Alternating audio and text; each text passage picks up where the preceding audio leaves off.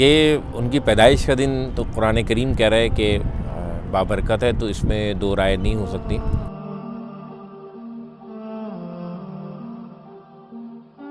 جی، Christmas کے حوالے سے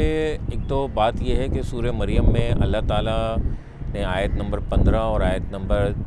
33 کے اندر ایک بات 2 مرتبہ فرمائی ہے کہ جب مسیح علیہ السلام پیدا ہوئے اور جب ان کو موت ہوگی اور جب وہ دوبارہ زندہ کر کے اٹھائے جائیں گے تو وہ اس دن ہم نے سلامتی رکھی ہے۔ میرے خیال میں غلط فہمیاں بٹھائی ہوئی ہیں ایک دوسرے کی طرف سے، اور جس کو دور کرنے کی ضرورت ہے۔ کرسمس کی اسپرٹ یہ ہے کہ جیزس جب آئے ہیں دنیا کے لیے، اس کو مسلمانوں کو بھی خوشخبری دیں، اس کو یہودیوں کو بھی، اس کو ہندوؤں کو بھی، سکھوں کو بھی، اس کو ساری اقوام تک جیزس کی پیدائش کی خوشخبری پہنچانی، یہ اسپرٹ ہے جی، اس کو منانے کی اسپرٹ یہ ہے۔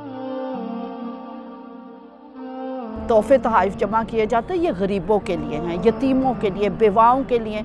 جن کی سال بھر کی فیس رکی ہوئی ہے۔ آپ کوشش کریں کہ اپنے کپڑے نہ بنائیں، کسی بچے کی فیس ہم ادا کر دیں، پھر تو جیزس کو، کیونکہ جیزس کا لکھا ہے کہ وہ گاؤں گاؤں کریا پھرتے رہے، وہ غریبوں اور بے بسوں کی مدد کرتے تھے۔ اور جب انہوں نے عدالت کے تخت پر آنا ہے، متی کی انجیل 25واں باب، اس میں بھی یہی لکھا ہے، انہوں نے پوچھنا میں غریب تھا، میں بھوکا تھا، میں پیاسا تھا، میں قید میں تھا۔ انہوں نے جو کوسچن کرنے وہ ہیومینٹی سے متعلق کرنے، وہ آپ کے دین سے متعلق نہیں کرنے، کیونکہ اگر آپ دین میں راست باز ہیں، آپ نیک ہیں، آپ پرستش کرتے ہیں، آپ بائبل پڑھتے ہیں، تو آپ کی زندگی سے یہ پھل ثابت ہونے چاہیے کہ آپ غریبوں کی، یتیموں کی، دکھی اور بے بس لوگوں کی آواز بنیں۔